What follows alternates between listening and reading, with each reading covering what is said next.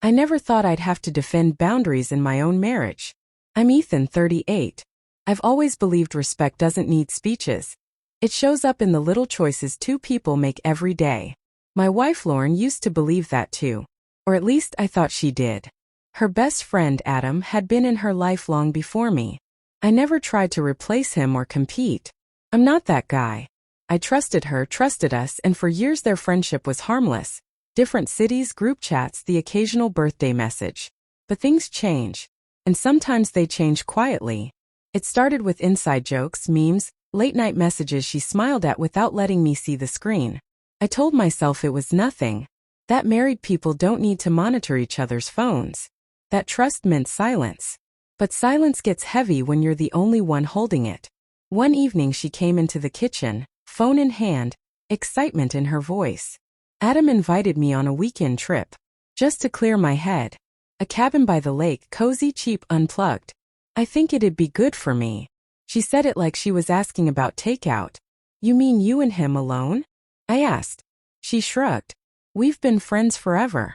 You know that. Something tightened in my chest. A mix of disbelief and a sadness I didn't have words for. Lauren, I'm not comfortable with that. A married woman doesn't go on a weekend getaway with another man. You know how that looks. You know how that feels. She let out a sharp sigh.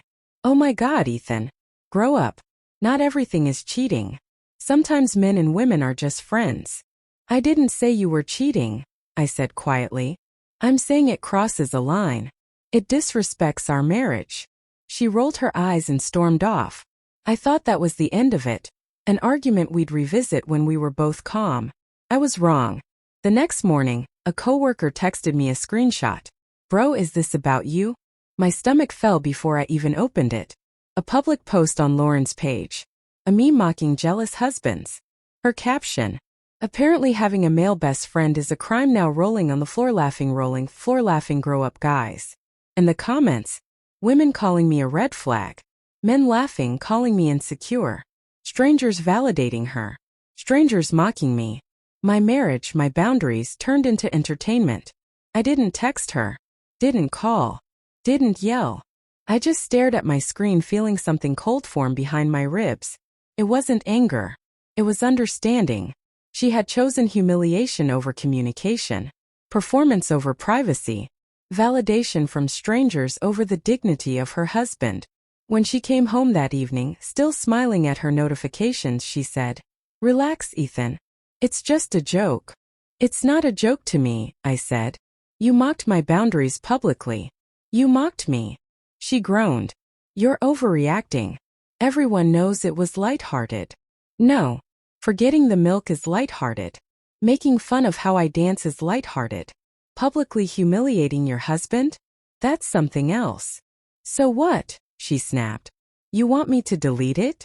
I want a wife who doesn't post it in the first place. She didn't answer. And for once the silence wasn't mine. It was hers. Heavy and full of truth she didn't want to acknowledge. For 2 days she walked around the house irritated, like my hurt feelings were an inconvenience. Then on the 3rd day she came downstairs holding her suitcase. What's that for? I asked, though I already knew. I'm going on the trip, she said. I need space. And I'm not letting your insecurity control me. There it was, the line people use when they want the freedom of being single with the benefits of being married. I watched her drag the suitcase to the door. Years ago, I would have pleaded, reasoned, begged. Not this time. You can't force someone to value what they're determined to cheapen. Okay, I said simply. She blinked. That's all you have to say? What else is there? You've already decided I'm wrong. You made a joke out of our marriage. If you want to go, go. She waited for a fight. When she didn't get one, she left. The door clicked shut. And for the first time in months, the house felt peaceful. That night, I cooked dinner, watched a movie, slept without tension in my jaw.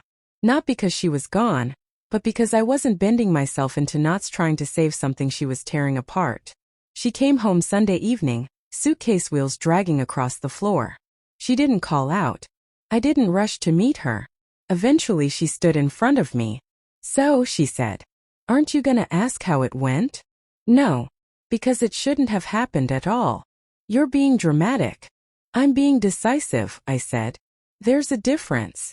She sat across from me. You're making this bigger than it is. Adam is my friend. Nothing happened. You keep talking about what didn't happen, I said. I'm talking about what did. You mocked me online. You ignored my boundaries. You disrespected our marriage. And then you left town with another man after I told you how I felt. Her jaw tightened. People mock their spouses all the time. It's social media. That's the problem. Serious to me. I'm not married to people. I'm married to you. Silence. Are you saying you don't trust me? She asked. I'm saying trust isn't just fidelity. It's loyalty, respect, privacy. And you broke all three. She swallowed. So what now? You want a separation?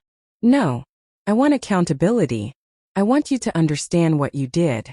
And I want you to fix it, not for me, for us. She looked shocked, like she expected me to be the villain she painted online. Delete the post, I said. Apologize. And set boundaries with Adam.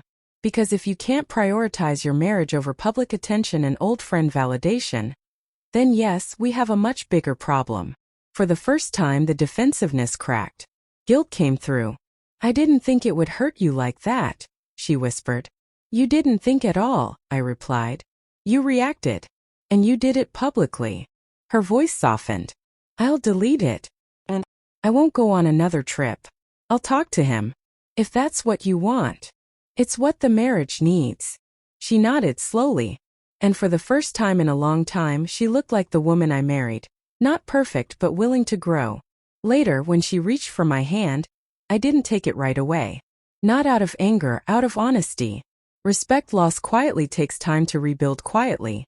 And this time, I'm not carrying the silence alone.